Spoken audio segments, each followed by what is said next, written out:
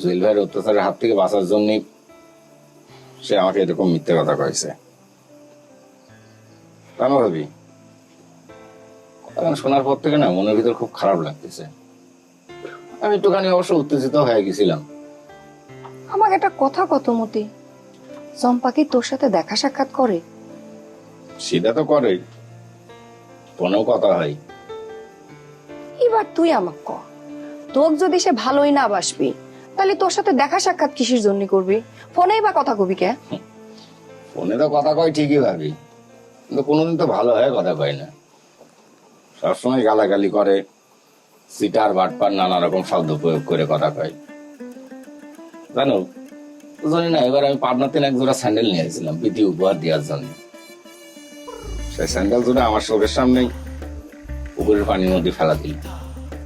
আমার মনে হয় ভয় থেকে সে তোর সাথে এই ধরনের ব্যবহার করতেছে।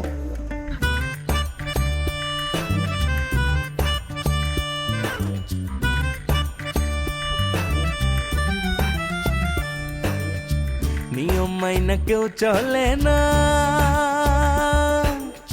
সুযোগ পাইলে কেউ ছাড়ে না। হেই, গোলমাল আর তাল বাহানা, তর্কে কেউই হারতে চায় না।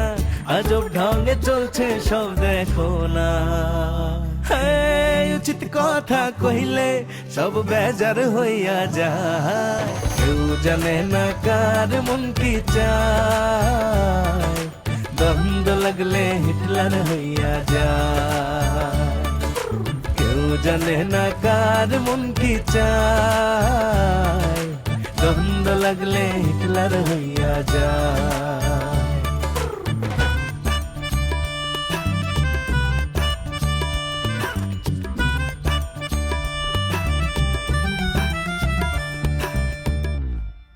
ভয় থেকে করবে কিসের জন্য ভাবি? ভয় ওর মধ্যে আছে, আমার মধ্যে নেই।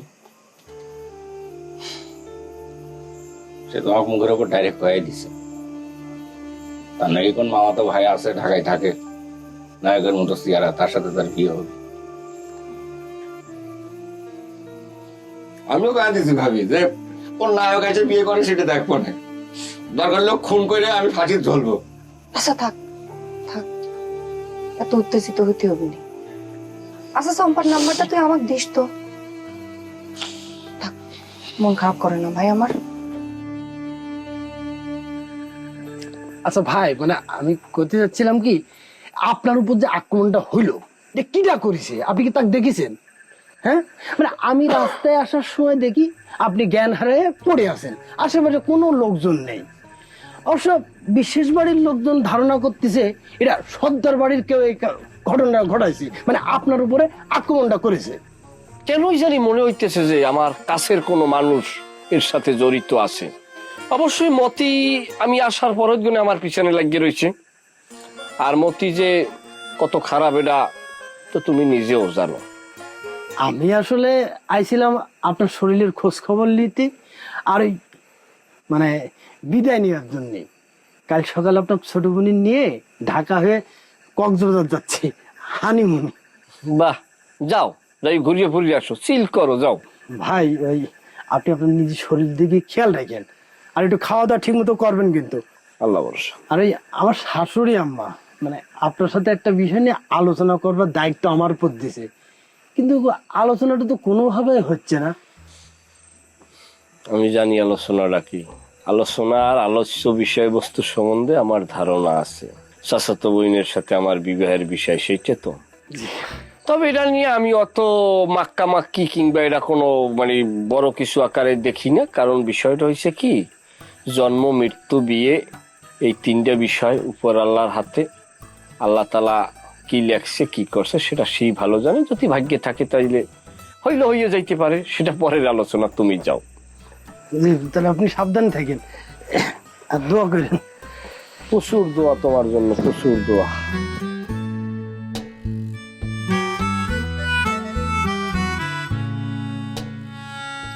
কি ব্যাপার, এরকম ফিট বাবু হয়ে বসে থাকলে কিসের জন্য? হ্যাঁ, এখনো প্যান্ট, জুতো, মোজা কোনো কিছু পাল্টালে না। টগরের বিষয় নিয়ে চিন্তা করতেছাও? শোনো গোলাপ সর্দার, আমার মনে করছে টগরের মাথায় কোনো সমস্যা হয়েছে। ওরা ইমিডিয়েট ডাক্তার দেখানো দরকার। চুষিনে ঘোড়ার ডিম ভং ধরিছে, কান সারা পিছে কটা থাপ্পড় কষে দাও, সবকিছু ঠিক হয়ে যাবে না। যাই, ওর কি অসুখ হয়েছে আমি চিকিৎসা দিয়ে আসি। হ্যাঁ খারাপ, মেলা বড় ডাক্তার হয়ে গেছে তাই না? হ্যাঁ, গায়ের জোরে সবকিছু করবে সব, মানুষ অসুস্থ হতে পারে না। অসুস্থ? অসুস্থ তো পীড়াই হচ্ছে। অসুস্থ সবসময় তো শুনতেছি ভং ধরে বসে আছে, আবার যা মারামারি তো ঠিকই করতেছে। ওরে বাবা রে বাবা, টগরের মারামারি করাটা নিয়ে তোমার যে বিরাট ক্ষোভ, এই ক্ষোভ তো আমি বুঝতে পারতেছি না কিছু। হ্যাঁ, বিশেষ বাড়ির কাউকে মারলি, তুমি তো রীতিমতো এই বাড়ি 7 দিন ব্যাপী উৎসবের আয়োজন করো। তোমার বোন চম্পা যখন ওই চ্যাংড়া গুলি করলো, তখনও তো খুবই হাততালি দিয়ে ওক বাহাবা দিলে, হাত তুলে এরকম করে করে একদম ওরে পুরা ইয়ে করে ফেললে। হ্যাঁ, এখন হঠাৎ করে তুমি এরকম সুশীল হয়ে গেলা গোলাপ সর্দার, ঘটনা কি? আচ্ছা ঠিক আছে, তোমার কথা মেনে নিলাম, ধরলাম যে টগর পাগল হয়ে গেছে। তাহলে এক কাম করি, এক পাবনা মেন্টাল এনে যায় ভর্তি করে দিই, তারপর বিশেষ বাড়ির লোক ঢোল বাজার সব জায়গায় প্রচার করে দিক যে সর্দার বাড়ির সাওয়াল পাগল হয়ে গেছে। এটা খুব ভালো অভিনয়, তাই না? তোমার কি হয়েছে কত? এত নেগেটিভ কথাবার্তা করছাও, আকবরায় কথা কথা কইছে কি রে তোমার? তোমাকে আমি সিরা কইছি কত? তুমি একটু বোঝার চেষ্টা করো।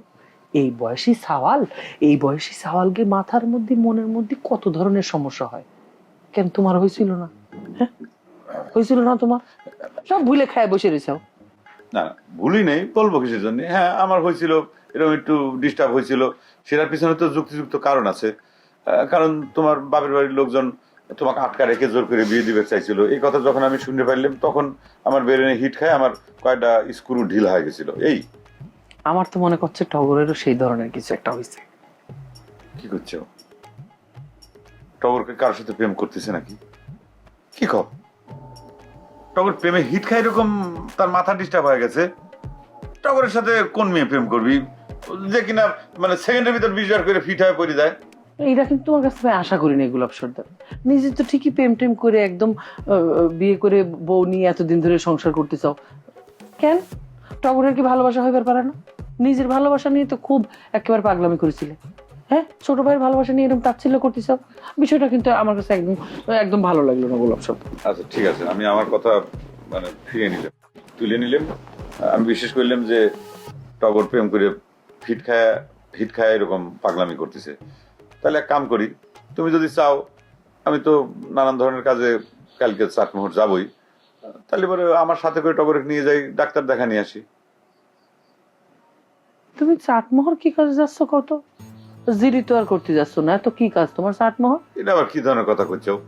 সামনে মানে ফলক উন্মোচনের যে অনুষ্ঠান হবে, কত ধরনের কাজ আছে না, কার্ড ছাপাই নিয়ে, পোস্টার ছাপাই নিয়ে, তারপরে তোমার মিউজিক মানে গানের শিল্পী, তারপর মাইক, এগুলো সব ঠিক করা লাগবে না, কত ধরনের কাম। তুমি যে আব্বার নামে রাস্তার ফলক উন্মোচন করতে চাইছাও, বিশেষ বাড়ির লোকজন জানতে পারলে তো ঝামেলা করবি। হ্যাঁ ঝামেলা করবি, এবং সেই ঝামেলা প্রতিহত করার জন্য যা যা প্রস্তুতি সেটা আমরা নিয়ে রাখছি। মোটামুটি মনে করে ধরো এক্সট্রা 2টা বন্দুক লোকজন সাথে থাকবে, কোনো চিন্তা নাই। এক্সট্রা বন্দুক থাকবে? হ্যাঁ আমার মনে হয় কাজটা এইভাবে করা ঠিক হবে না। তুমি চাইলে কিন্তু একটু বিশেষ বাড়ির লোকজনের সাথে আলাপ আলোচনা করতে পারো। কি করছো তুমি মাইলাভ? এটা কিন্তু আমি মাইনে নিতে পারতেছি না। বিশেষ বাড়ির সাথে আমরা আলোচনা করব, হাজারে হাজার যত ঘটনা ঘটে যাক, আমি মাথা নতুন করতে পারবো না। তো শোনো, তোমাকে একটা কথা কই দিই, আর যাই করি এই কামটা করতে পারবো না। কারণ পুরো বিষয়টা হচ্ছে রাজনৈতিক, তাকে প্রতিহত করার জন্য আমাদের যা যা প্রস্তুতি নেওয়ার আমরা নেব, ফলক উন্মোচন আমরা করব, যদি কোনো বাধা আসে সেটা প্রতিহত করার জন্য যা যা করণীয় সবকিছু করব, কিন্তু কোনো সমাধানে যাবে পারবো না। কথাটা মনে রাখো, আবারও করছি, লাস্ট ওয়ার্নিং, এটা হচ্ছে একটা রাজনৈতিক, ঠিক আছে? আচ্ছা ঠিক আছে, দেখো আমি তো অত রাজনীতি বুঝি না, আমি তোমার রাজনৈতিক বিষয়ে কোনো কথাবার্তাও করছি না। খালি একখান কথা তোমাকে কতি চাই, ধরো জোর করে বন্দুকের ভয় দেখায় যদি কোনো ফলক বা যে কোনো কিছু স্থাপন করতে চাও, সেই স্থাপনা কিন্তু খুব বেশি দিন স্থায়ী হয় না, 2 দিন পরেই কিন্তু অন্য যে কেউ এসে ওটা পাল্টায় ফেলতে পারে। আমার খালি এইটুকুন বলা, আর আর যা ইচ্ছা তুমি করো। সময় বদলে যায়, কিন্তু আভিজাত্যের মানে একই থেকে যায়। স্মরণের ছোঁয়ায় তোমার উপমায় বদলে দিলে যে আমার স্যান্ডেলিনা সো, রূপচর্চায় আভিজাত্য। ঠিক আছে, যার যখন ক্ষমতা থাকবি সে তার ক্ষমতা ব্যবহার করবি, এটা হচ্ছে আসল কথা। এখন আমার হাতে অস্ত্র আছে, ক্ষমতা আছে, আমি আমার মতো ক্ষমতা ব্যবহার করবো। পরে কি হবে না হবে সেটা পরে দেখবো। ফলক যদি ওরা উঠিয়ে ফেলাবে পারে, সেই বুকের পাটায় সাহস থাকে, তার আগে ওকে উচ্ছেদ করবো এই গ্রাম থেকে। ঠিক আছে, বিশেষ বাড়ির সাথে কোনো কোনো আপোষ নাই। সুজা একটা কথা মাইলাম, ভবিষ্যতে কি হবি না হবি সেটা ভবিষ্যতে করা এনে তুমি কোনো টেনশন করো না তো। আচ্ছা ঠিক আছে, আমি কোনো টেনশন করতেছি না। তুমি হয়েছে অনেকক্ষণ ধরে বসে আছো, তুমি যাও এবার যে কাপড় চোপড় পাল্টাও, আমি তোমার ভাত দিচ্ছি। ভাত খেয়ে তাড়াতাড়ি শুয়ে পড়ো, কালকে অনেক কাজ আছে, তুমি নিজেই কইছো। ঠিক আছে, ঠিক আছে, তাড়াতাড়ি পাল্টাও কাপড়। এই চম্পা, চম্পা,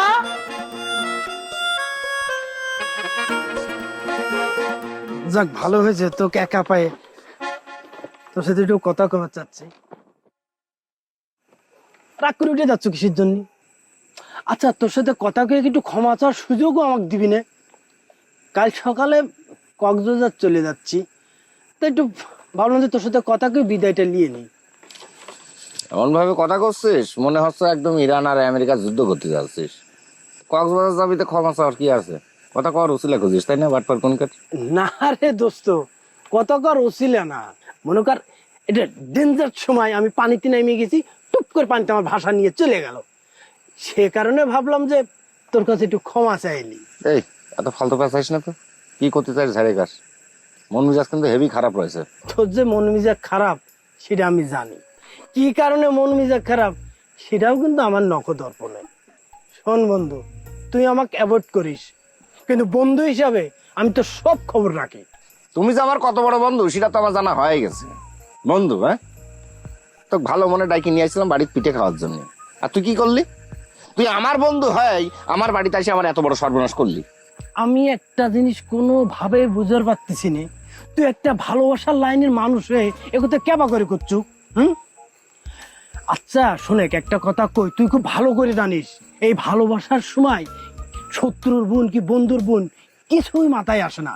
এই যে তুই বিশেষ বাড়ির মানুষ হয়ে সর্দার বাড়ি মানে তোর তরুণ শত্রুর মিয়ার সাথে টুম্পার সাথে যে ভালোবাসা করতেছু, ভালোবাসি ফেলিছু, তাহলে কথাকে না আরো জোরে কও, সকলে মিলে শুনুক।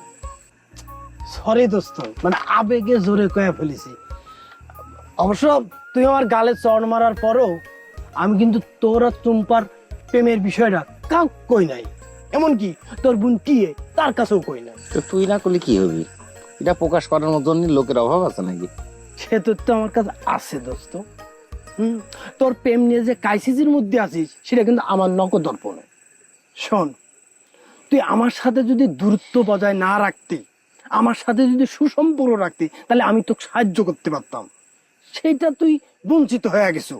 তারপরও বন্ধু হিসাবে চলে যাওয়ার আগে তোকে একটা কথা করছি, জুয়েল হতে একটু সাবধানে থাকিস। জুয়েল আমার কি করবি রে? হ্যাঁ, উক্ত চম্পার ছোট ভাই মায়ের একদম শোয়া ফেলেছিল। এর জন্যই তো সে তোকে দায়ী করতেছে, তোর উপরে অ্যাকশন নিবি বলে সে ঘুরতেছে। অবশ্য আমি দোয়া করি তোরা চুম্পার প্রেমটা যেন সাকসেস হয়। তারপরে একটা কথা করছি, জুয়েল তুই একটু সাবধানে থাকিস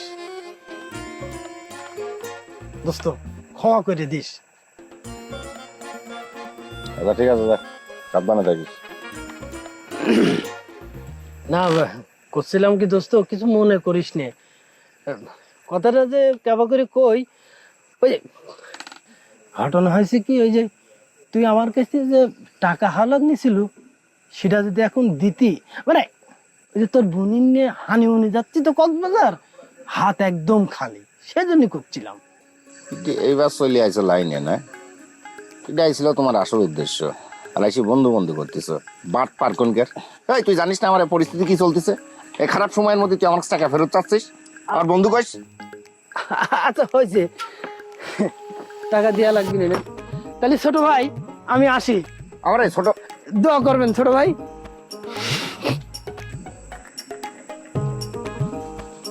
কিসের জন্য হয়েছে এটা? কি কি হয়েছে মা? কি হয়েছে? কি হয়েছে আমার কাছে ক। আমি বিয়ে করবো, আমাকে সাদাই দাও। আচ্ছা ঠিক আছে, তুই বিয়ে করিস, এখন একটু শান্ত হ। আমি কিসের জন্য শান্ত হব? আমাকে বিয়ে করে দিয়ে হবে অনেক সুন্দর একখান মাই দেখি। এই যে আমাকে ভাবি আছে না, ভাবি সে তো ফাইন দেখতি। এই যে কতি না কতি আমাক বল তুই তো আয় পড়িছে, তুই তো আসে আমাক বার সালাম ধরো, সালাম করো আমাক বার। দেখিছো সম্মান করো, দেখিছো তোমাকে সালাম করতেছে, সম্মান করছে। ও গোলাপ, গোলাপ, ও গোলাপ, কি হয়েছে? এই যে দেখে টগর জানি কেরম করতেছে। ও মনে করে কি ওর কিছু ভর করেছে। উজা খবর দে। উজা খবর দেওয়া লাগবে না, আমি করছি কি তুমি এক্ষুনি ওর চাটমোহর হাসপাতালে নিয়ে যাও। আর রাখো, আমার কথা কবে তো চাটমোহর হাসপাতালে নেবো। ভাই ভাই টগর, কি হয়েছে? আমার কাছে খুলে কথা, কি হয়েছে? এ তুই কি রে, তোর কাছে আমার প্রেমের কথা খুলে কুতি হবে? পাগলামি করার জায়গা পাচ্ছিস না, তাই না? এই যে পায়ে জুতে দেখিস, একদম জুতে পিটা করে তোর কিন্তু ভূত আমি মাথার থেকে সরা দেবো। গুলাব সর্দার কি করে পারে তুই খুব ভালো করে জানিস কিন্তু। তুই কিসের সর্দার হলি রে? ঢাকার সর্দার তো কেউ ভয় পায়, গুলি করতে যাচ্ছি থামাস করে পড়ে যাচ্ছিস। শোনে, আমার স্ত্রী তুই তাক নিয়ে কোনো ধরনের বাজে কথা করতে পারবি না, বুঝতে পারিস? আমার স্ত্রী তুই তো অনেক ভালো। গান মনে পেরে গিস, তুতা বাকি করে যাচ্ছিস নাচি নাচি।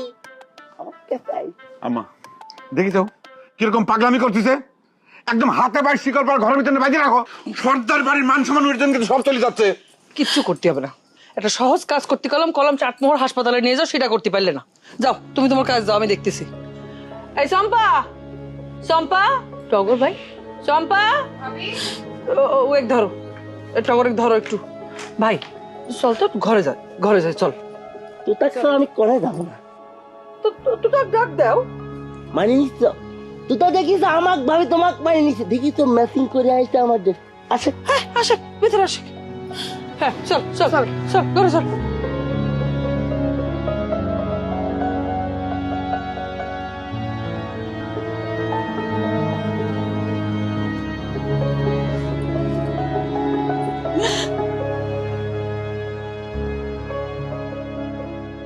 মাথার তার তো সবগুলো ছিঁড়ে গেছে আম্মা। আচ্ছা আম্মা, ও কি নেশা টিশা করা শুরু করেছে? কত আমি কি করে কব, আমি কি জানি? আমি তো বুঝতে পারতেছি না। আমি শুনেছি যে সর্দার বাড়ি বিশ্বাস বাড়ির মধ্যে শত্রুতা শুরু হওয়ার কারণ বলে তুমি। ওই বাড়ির সর্দার নানির সাথে মানে গুলশান বেগমের সাথে নাকি তোমার প্রেমের সম্পর্ক ছিল। তুমি নাকি তাকে আদর করে গুল বাগিচা করে ডাকতে, আর সেই গুল বাগিচা বলে তোমার প্রেমে হিট দিয়ে সর্দার সাহেব বিয়ে করেছিল। সেই হিট খাওয়ার পর থেকে নাকি তোমার সর্দার বাড়ির সাথে শত্রুতা শুরু। আব্বা, আপনার মনটা কি খারাপ? কিছু মনে করবেন না, একটা দীর্ঘ নিঃশ্বাস ছাড়লেন তো, তাই কলাম আর কি। হ্যাঁ, নাতি দুধের কথা খুব মনে পড়তেছে। হ্যাঁ, নাতি নাতকুরের কথা তো মনে পড়বে, এটাই স্বাভাবিক। এই বয়সে আপনার নাতি নাতকুর নিয়ে খেলার কথা, কিন্তু বাস্তবতা তো মাইনে নিতে হবে আব্বা। তুমি যে কি বাস্তবতা সামনে রেখে শাহজাদা বিশ্বাস বাড়ির থেকে সরায় দিলে, সেটা তো আমার বোধগম্য হচ্ছে না জহির। আব্বা, মানে আপনার এই বিষয় নিয়ে আমি তর্ক বিতর্কতে যাইবার চাই নাই, তবে সাদা দেখা এ বাড়ি থেকে যে আপনার জন্য একটা স্বস্তির ব্যাপারই রেখে গেছে। কারণ ওই সত্য উদ্ঘাটনের জন্য যেভাবে সে নাইমে পড়ছিল, তাতে মনে হয় আপনার একটু সমস্যা হয়ে যেত। এই জহির, তুমি কি কিছু বেড়েই ছাও?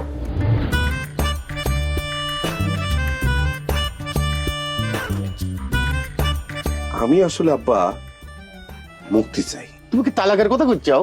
বারবার ওই সাওয়ালটা আমার বড় আপা কে করে অপমান করতেছিল। সত্যি কথা কি, আমার শুধু ঝগড়া কেসাল ঝামেলা আর ভালো লাগে না। সাওয়াল পাওয়াল হবে কিন্তু সেরকম লম্বা লম্বা।